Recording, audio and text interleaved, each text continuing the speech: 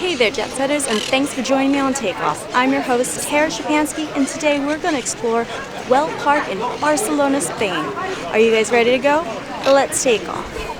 And like always, I appreciate you showing your love and support with a comment down below, and be sure to like, share, subscribe. And that at the end of the 14 years, the project was cancelled. So it's a big residential park that finally failed. And that's the reason why nowadays we are visiting the place. It's a public park since 1922, and since then until nowadays has been opened for all the citizens of Barcelona. So now the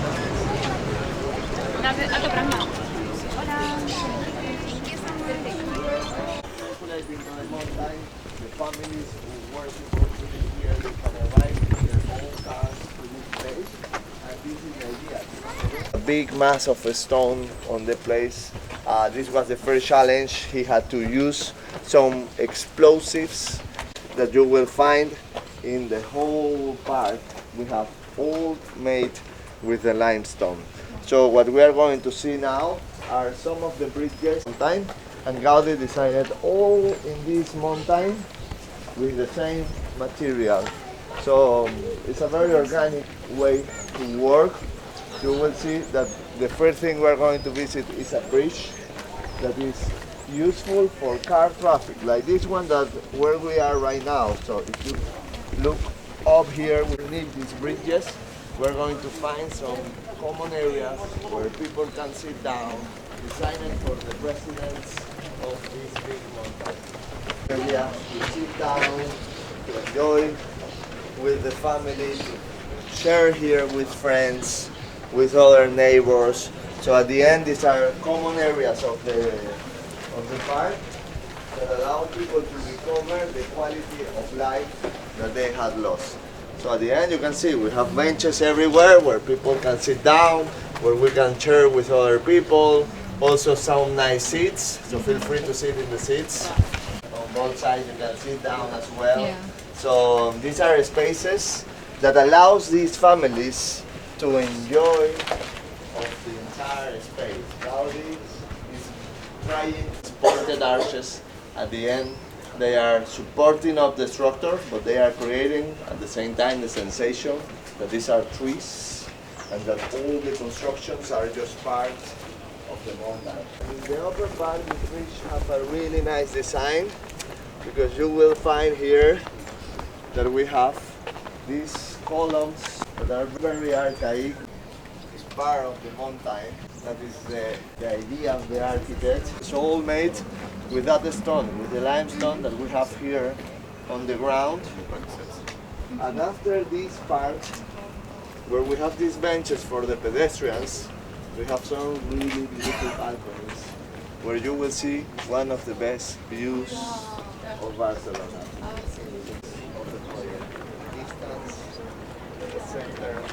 Stalagmites on the roof. We are in some kind of cave that Gaudí designed here that make us feel immersed in the mountain. We are in nature.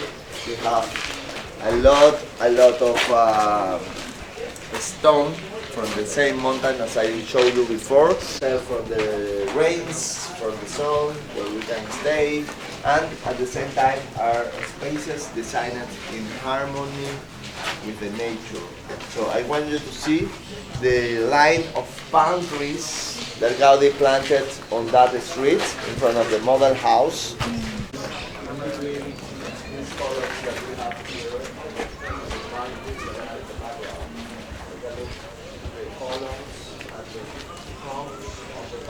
So the idea is to merge the human constructions with the God creation.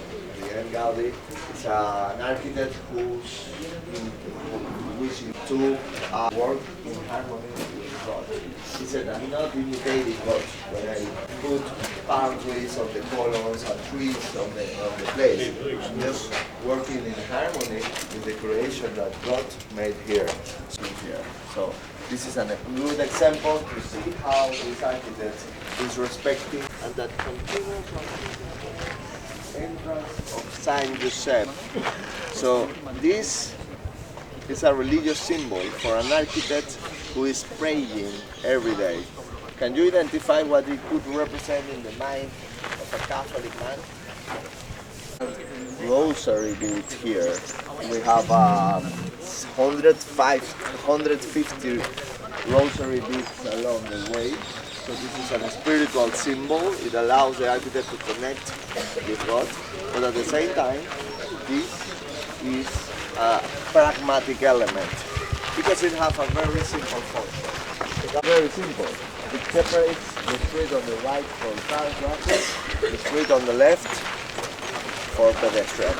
Very simple, but very symbolic, very meaningful at the same time.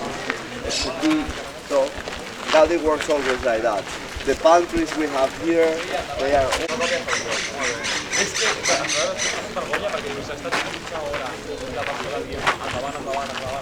Yeah, no, you were right. But we can say they sold this one as well. But I don't include this one, and tell me if you agree with me. Because you know who was the buyer of that model house at the end when nobody wanted to buy anything here? Mr. Güell decided to sell that house to someone. Do you know who was the buyer? So I don't know if we should include the same architect as a buyer of his own project. An incredible project that Gaudí built here, built there at the same time he was building this mountain. So this guy was building Sagrada, building the park, building Casa Batlló, building Casa Milà, all these projects almost all together at the same time, simultaneously. He had a big workload capacity. And at the end of his life, when he gets older, he realized that he cannot continue working on so many places at the same time, and he had to focus all his energy just one.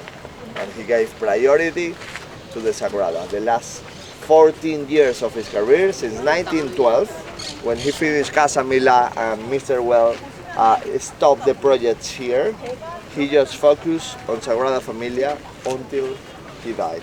So from night to the Mass in the Gaudí Quarter, over there, close to the cathedral, and on his way to the cathedral, to the Mass at 6 p.m. after working, he crossed Gran Via de Barcelona, and what they say is there was a tram coming this way. He saw the tram, he waited the tram to pass, he crossed the street, and there was another tram coming from the opposite way. So he didn't saw that, the tram hit him, and after he was hit, he was very bad injured, and the thing was that that day he was dressing some simple clothes. He had quit to all the fortune, to all the luxurious life that he could have. And at the end, nobody recognized him because he was not wearing in a proper way as an architect should wear. And they just let him die on the street because they confused him with a homeless. So it was a classy society, they prefer a beggar to die on the street than to give him a hand. Now we call this the Greek theater. Because like a big scenario, a straight line. Well, in that house, because that is not from Gaudí, that is a farmhouse. But try to find a straight line in the bench, for example. It's all curved. There are no straight lines. On the constructions of Gaudí, he is avoiding to use the straight line. He designed that house, and they put the right hand of Gaudí to build that because they wanted to show possible buyers that they could hire their own architects to build their houses in this place. The house is Mr. Güell, 다 찍었어? 오케이? 뭐야? 버려진 거 싹 다 모아서 한 거야. Sit down in the benches.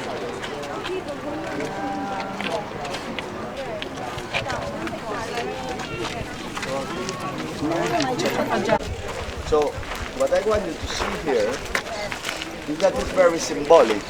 We have a lot of nature, a lot of flowers, a lot of colors from the seasons. In the rear part, you will find that we have a look at mosaics with vegetation, with nature. But what I really want you to understand is that Gaudí is a pragmatic architect. So when he designs a bench that is undulated, he is not just thinking about the symbology or about the beautiful relation that this place has with the nature. At the same time, he's thinking in a pragmatic way. So if we sit here in the same bench, we can do something that it would be impossible if this is a straight bench. What are we doing now that we couldn't do in a straight bench? We can see each other. We can sit here, a group of 15 people, and everyone can look each other's eyes. So it's easier to socialize if you can see other people. So the idea of Gaudí is that this is a meeting point for these families to talk each other, to gossip about other neighbors, and to do all these things.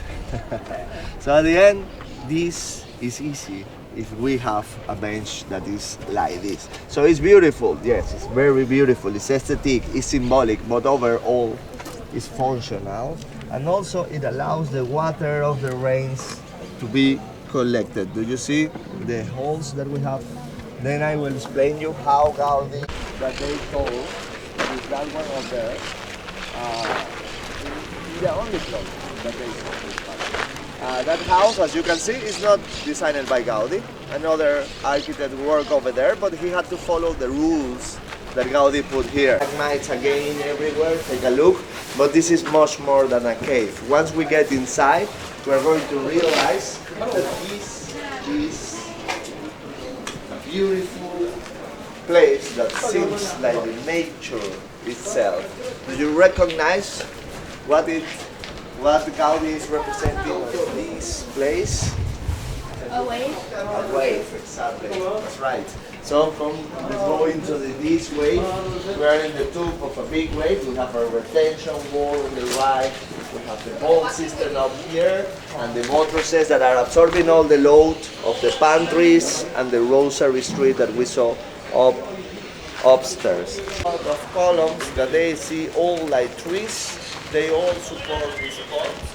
These spots here with plants. Guys, take a look to this one. You see this woman here? Take a look what she brings on her head. It's water.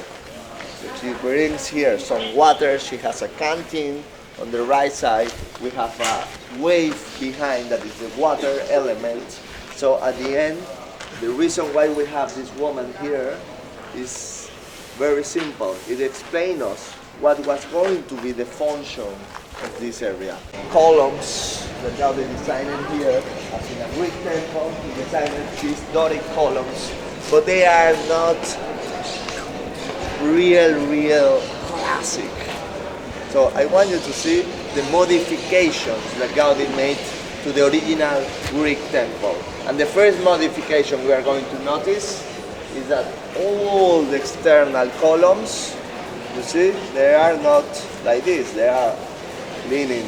This was modified by Gaudí. In the original Delphos temple, we don't have these columns and the exterior like this. Also, the base of the columns are circular and they have this technique.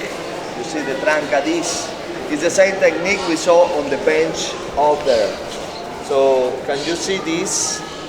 It's not the classic mosaic that we are used to see made by the Romans in the Byzantine Empire, that they use little squares, all of the same size, that are called tessels.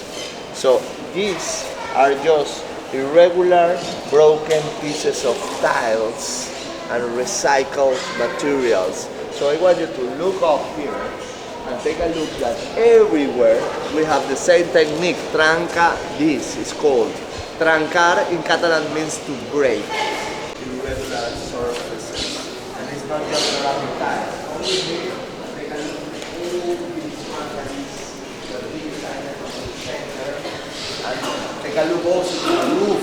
You see the roof is not flat.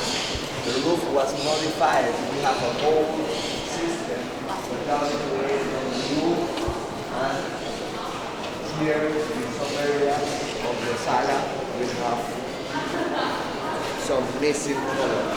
So take a look to this area. If you follow the rows of color, you will realize that there is a missing color right here. With the trencadís of there, that is representing the sun. You see this sun? This is a sun in all colors. So you see, in a combination of colors, we have another sun here that represents the autumn. And finally, take a look over there in green. You see there? We have the spring. Let's go that way. I want you to see also that we have the suns and around. You see? All the rest of the trencadís, as I told you, this is a kind of collage. Take a look to all the recycled materials. You see there are glasses, there are bottles, there are pieces of dishes, porcelain, a lot of broken pieces from different procedents that the artist is using there, the artist is using here to create this beautiful. On this area, every week, a farmer market. So if you settle here a farmer market, you need open areas where people can circulate around, where you can go to these stands to buy your food. And if you are going to sell food in the area, you need to keep this clean. So this is a material we use in hospitals, bathrooms, kitchens, etc. because it's more hygienic. That talks about the real function. You see there are drops everywhere of this structure that Gaudí did La Natura, the Greek theater. So we are in the structure that supports all the weight of that big square with the surface of sand. Where there are no columns and the roof is not falling over her right now, or unless until now. You see that, right? So it's a safe place, no matter there are no pillars over there holding up the structure. So thanks to the vault, the architects can support the roof in these areas where there are no supports. But that's not all. In between the vaults, here and there and there and there, we have that all the water that filters down gets accumulated. And when the water is accumulated here, the water is driven by a pipe system that are outside. They are leaning and they are more wide. You see, they are stronger than these ones. They are in fact buttresses absorbing all the load. But the columns that we have here, they are hollowed. So they have nothing in the middle. So this way, the water constellations, beautiful shapes of nature, take a look at this. And this cistern, when it gets full, it needs to leave the water in some place. So we have a beautiful, come this way, the salamander that we have here, you see, it's an animal. It's not just an animal, it's a symbol of the Catalan culture. It's the representation of the Saint George of the cistern. So the water falls by gravity and come out through the mouth of this dragon. So a beautiful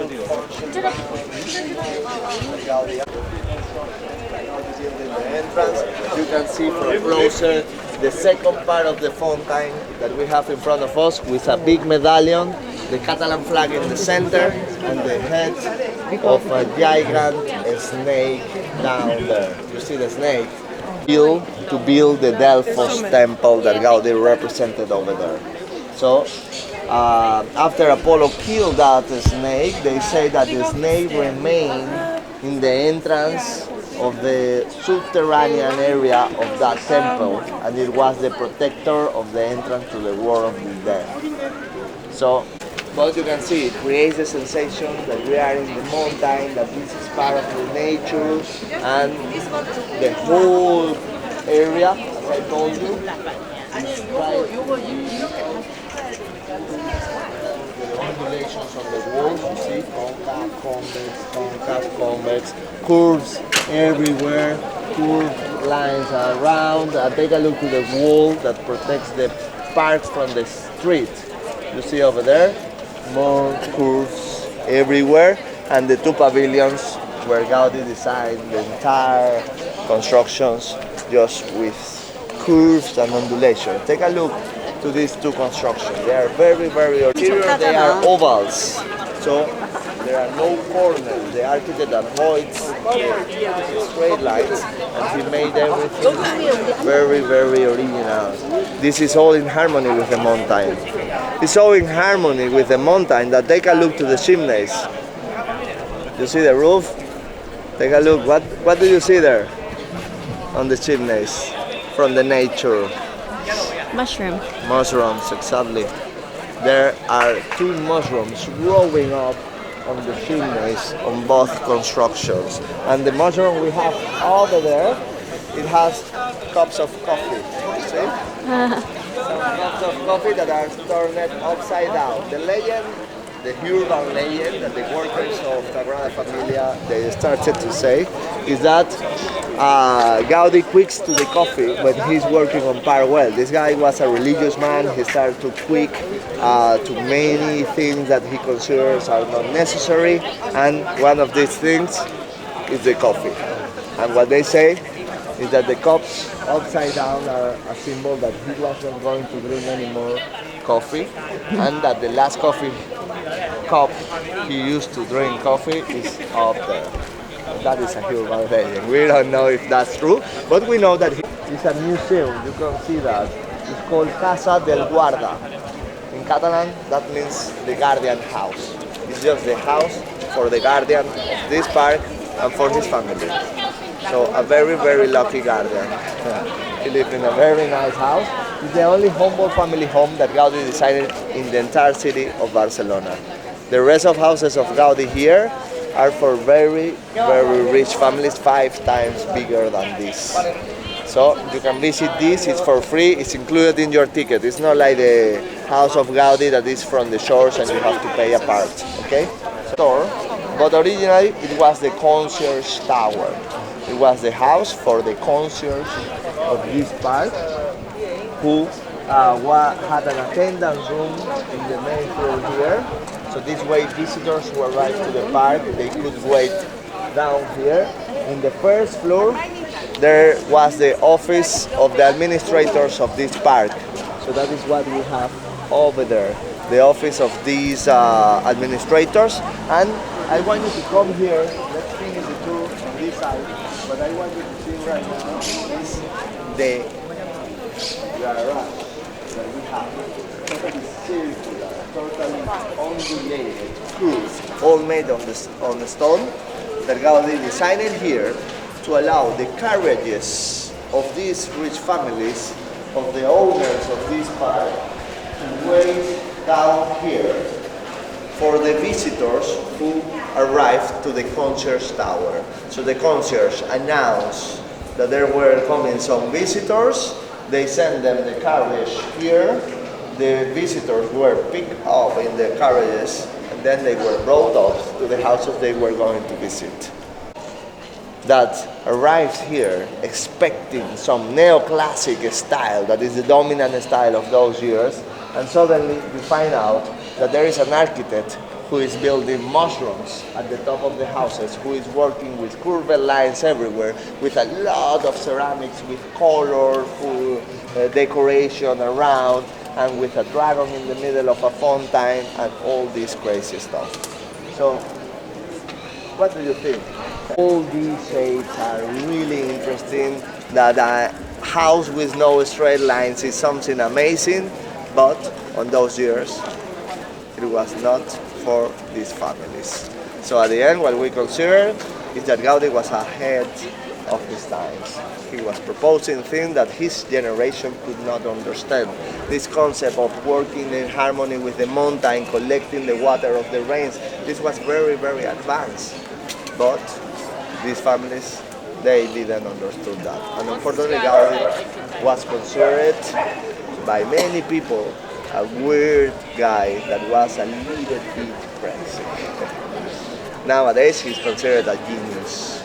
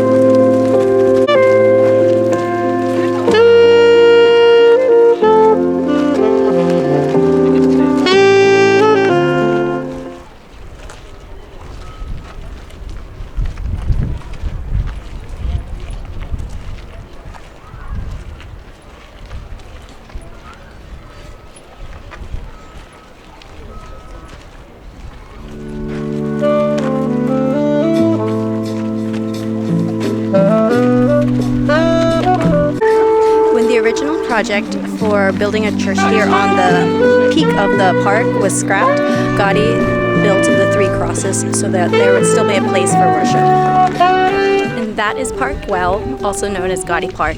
Thank you for joining me on Takeoff. And again, be sure to like, share, subscribe. Bye guys!